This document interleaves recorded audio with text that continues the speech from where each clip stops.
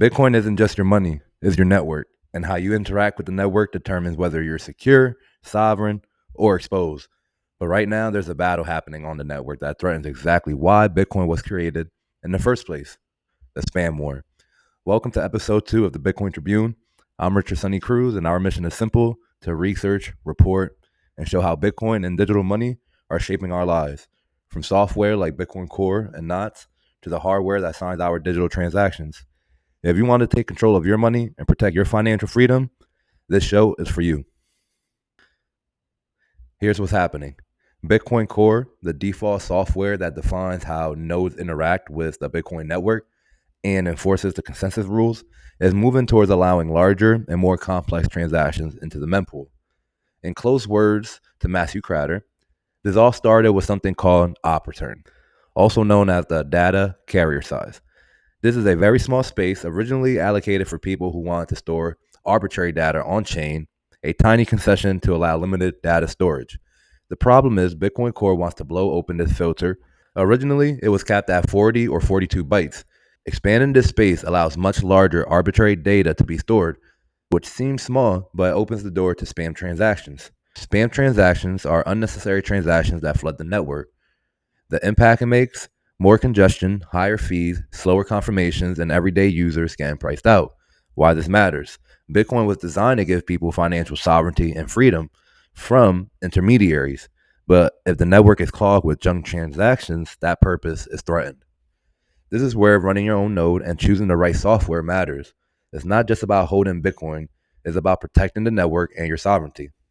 If you're finding this video useful so far, hit like, subscribe, and turn on that notification bell. It really helps me reach out to more people who want independent Bitcoin news.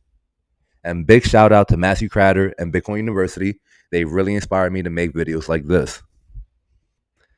And that brings us to the crucial part of Bitcoin's network: nodes.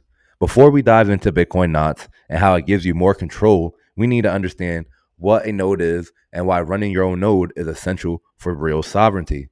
A full node is your personal copy of the whole Bitcoin network. Running a full node means you download the entire blockchain, every transaction, every block, and verify it yourself. Here's what a node does. Validation. Nodes verify all transactions and blocks against Bitcoin consensus rules to prevent fraud or double spending. Decentralization. By running a node, you strengthen the network and prevent single points of failures. Storage. Full nodes keep a complete record of the blockchain's history, preserving its integrity. Propagation. Nodes relay data to others, keeping the network synchronized. And security. Nodes enforce protocols rules, collectively defending the chain's integrity. Example. Imagine you open your Bitcoin wallet and it shows you a balance of 5 Bitcoin. You assume it's yours, but you're not running your own node. You're trusting someone else's server. What if the server is lying or showing outdated or manipulated data? You wouldn't know. And when you run your own node, you verify every transaction and block yourself. And that is important.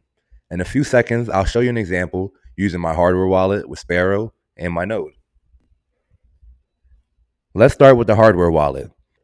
This is where my private key lives, offline and safe from hackers. When I want to send Bitcoin, the wallet signs the transaction, but the keys never leave the device. Next, I use Sparrow Wallet.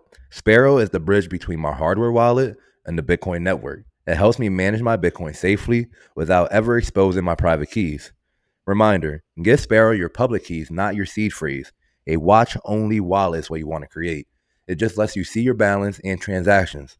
Do not enter your 24-word seed phrase or private keys into Sparrow if you do not need to. Or really, you should never need to. So let me rephrase that. Do not enter your 24-word seed phrase or your private keys into Sparrow. When I need to send Bitcoin, Sparrow builds the transactions. My hardware wallet signs it to confirm I approve it. Then Sparrow broadcasts it to the network, while my private keys stay offline the entire time. Sparrow also connects directly to my own Bitcoin node. That means I verify all my own transactions. I don't rely on anyone else's server or data. There are 2 main ways Sparrow can connect to a node, besides a public server, of course. You have Bitcoin Core, the default Bitcoin software that allows you to run a full node. This is also Sparrow's default. And then we also have an Electrum server that runs alongside your node and indexes everything so Sparrow can find the transactions instantly. Think of Bitcoin Core as the library, and Electrum is like the librarian who helps you find what you need fast. I use Electrum because it gives Sparrow fast, verified data straight from my own copy of the blockchain, running on Bitcoin NOS. You'll see here you can also direct it to Bitcoin Core. So here's the full picture. My hardware wallet keeps my keys safe. Sparrow Wallet lets me manage and sign the transactions. And my node, through Electrum on Knots, verifies everything directly from the blockchain. That's sovereignty. That's Bitcoin.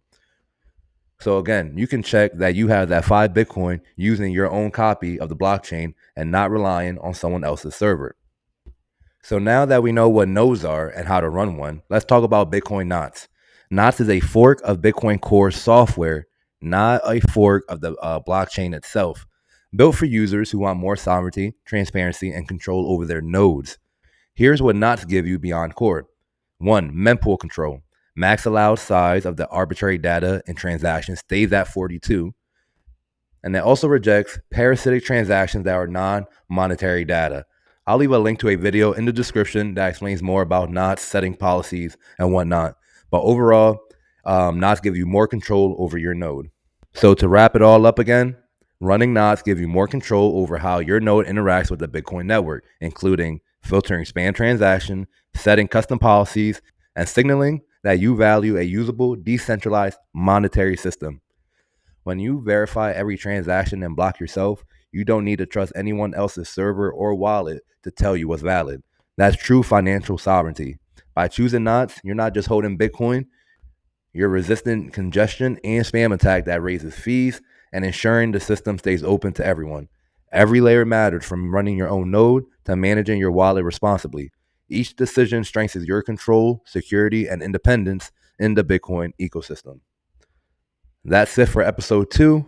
Remember, running your own node and using tools like Bitcoin Knots put sovereignty back in your hands. Follow us on X, subscribe on YouTube, and join the conversation. And remember, knowledge is freedom and Bitcoin is an option. I'm proud to say that when it comes to the monetary system, we finally have choices. I'm Richard Sunny Cruz, and I'll see you next time on the Bitcoin Tribune.